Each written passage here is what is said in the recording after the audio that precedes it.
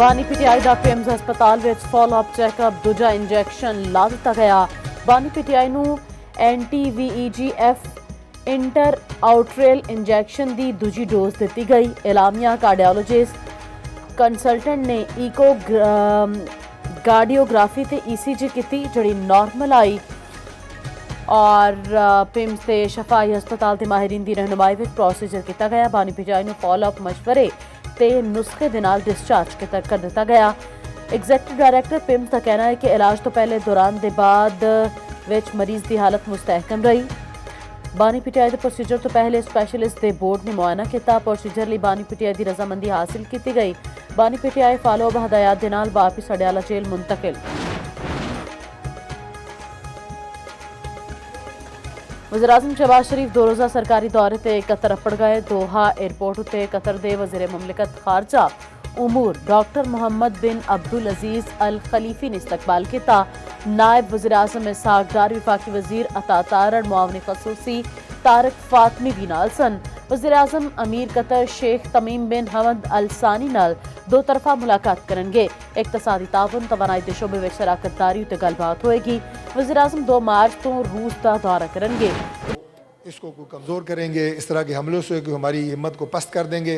पाकिस्तान के दिफा को हमारी सिविलियंस ने और हमारी आर्म फोर्सेस के जो जवान और अफसरान हैं उनके लहू ने मजबूत किया है। पाकिस्तान के एक एक शहीद का, खा वो सिविलियन हो, खा वो हमारा सिक्योरिटी फोर्सेस से हो, उसके खून का बदला लिया जाएगा। कि हमारी जो सिविलियन क़यादत है, हमारे प्राइम मिनिस्टर जनाब शहबाज शरीफ साहब, हमारी अस्करी क़यादत है फील्ड मार्शल सैयद आसिम मुनीर साहब और पाकिस्तान की अवाम बिल्कुल कमिटेड हैं कि जब तक दहशतगर्दी का पाकिस्तान से ख़ात्मा नहीं होता, एक एक दहशतगर्द का ख़ात्मा नहीं होता, कौम और हमारे इदारे बिल्कुल तैयार हैं इंशाअल्लाह ताला इस जंग से लड़ने के लिए। एक एक शहीद के खून का बदला लिता जाएगा। हुण सिर्फ जनाजे नहीं चुकांगे, भरपूर जवाब देवांगे। पाकिस्तान अमन चाहुंदा है पर मुल्की सलामती उत्ते कोई समझौता नहीं होएगा।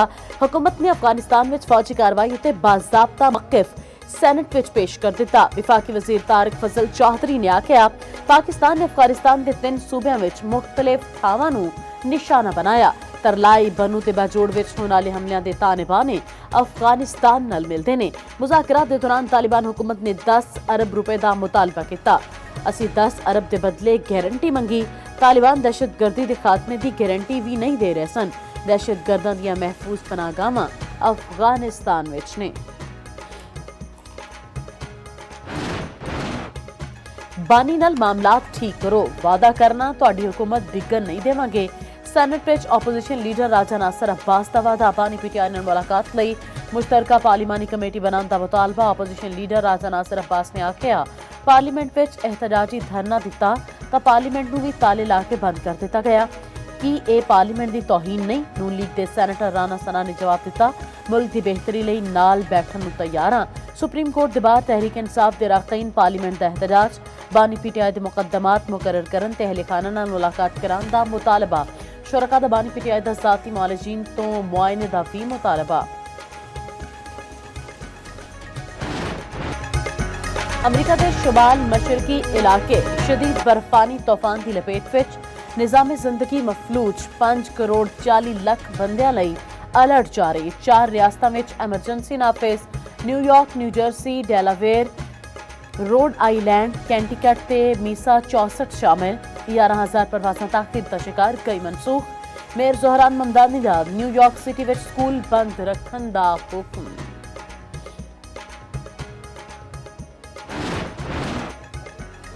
भारतीय जंगी तैयारे अड्डे दे ताबूत। भारतीय एयरफोर्स तेजस तैयारियां दे हादसों के बाद ग्राउंड करने ते मजबूर। तेजस तैयारे का फ्लैट आरजी तौर पर ग्राउंड कर दिता गया। ऑडिट रिपोर्ट विच अहम खामियां की निशानदही। 22 फरवरी नूं भारतीय तेजस तैयारा तबाह होया।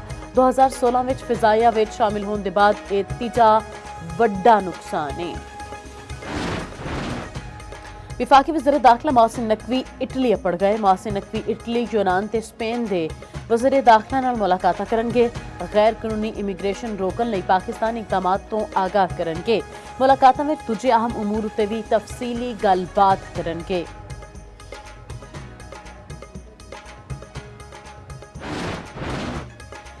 सानिया गुल प्लाजा की तहकीकात लई कायम जुडिशल कमीशन का सिंध हाई कोर्ट विच इजलास। ਐਸਐਸਪੀ ਈਸਟ ਨੇ ਅੱਗ ਲੱਗਣ ਦਾ ਸਾਰਾ ਮਲਬਾ ਬੱਚਿਆਂ ਉੱਤੇ ਪਾ ਦਿੱਤਾ ਦੱਸਿਆ।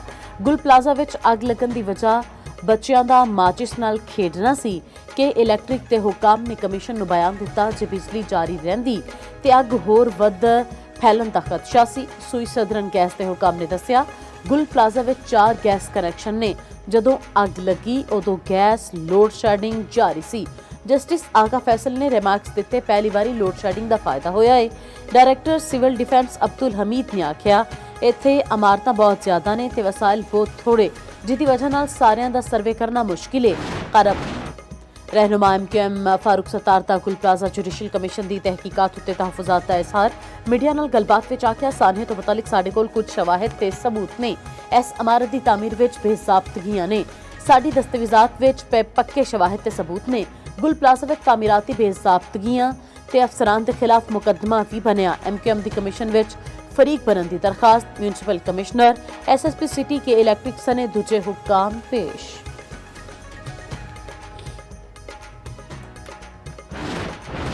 पंजाब विच पहली बारी मुफ्त मैयत मुंतकली सर्विस का आगाज। वज़ीर आला पंजाब ने मंजूरी दे दी। वड्डे सरकारी हस्पतालों ते हर तहसील विच सरकारी वहीकल सर्विस शुरू करन लई प्लान मंग लिता गया।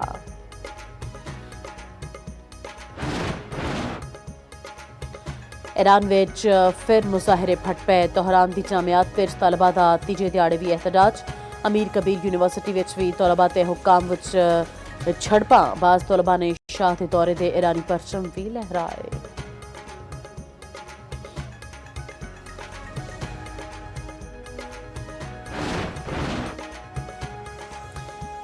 ईरान सरेंडर का मतलब नहीं जानता। अपनी सरजमीन की खिलाफ वर्जी कबूल नहीं करेंगे। ईरानी वजारत खारजा के तर्जमान इस्माइल बकाई का कहना है अपना हक दिफा इस्तेमाल करांगे किसी भी जारहीत का भरपूर जवाब देवांगे। ईरान नूं लंबे ते थका देने वाले मुज़ाकरात नाल कोई फायदा नहीं। खिते में यूरोपी फौजी दस्तियां नूं दहशतगर्द समझा जाएगा। कोई भी अमरीकी कार्रवाई जारहीत समझी जाएगी। ईरानी नायब वज़ीर खारजा का कहना है किसी नूं जारहीत के नताइज एक मुल्क ताईं महदूद नहीं रहेंगे।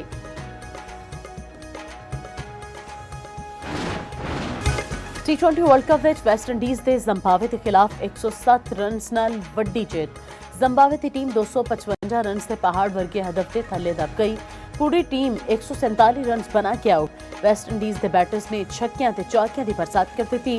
T20 की तारीख का दूजा वड्डा टोटल 254 स्कोर किया। टाइमर की धुआंधार बैटिंग 34 गेंदा उत्ते 85 स्कोर बनाए। पाउ की 35 गेंदा उत्ते 59 रन्स की तेज इनिंग्स।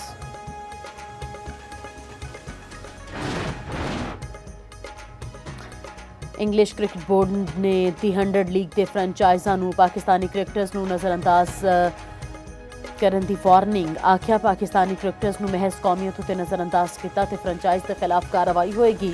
दूजे पासे मोइन अली दा 100 विच पाकिस्तानी खिडारियों के मुमकिन बाइकाट उत्ते सख्त रद्द-ए-अमल। आख्या पाकिस्तानी नयाद होना किसी के कैरियर विच रुकावट नहीं बनना चाहता। खिडारी मुतहिद होकर आवाज़ चुकणगे।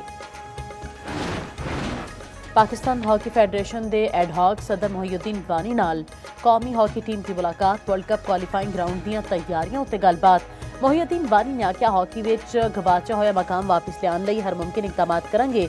मुल्क दा नां रोशन करो हर मुमकिन सहूलतां देवांगे। खिडारी सिर्फ अपनी खेड उत्ते तवज्जो देन बाकी मामले PHF संभालेगा।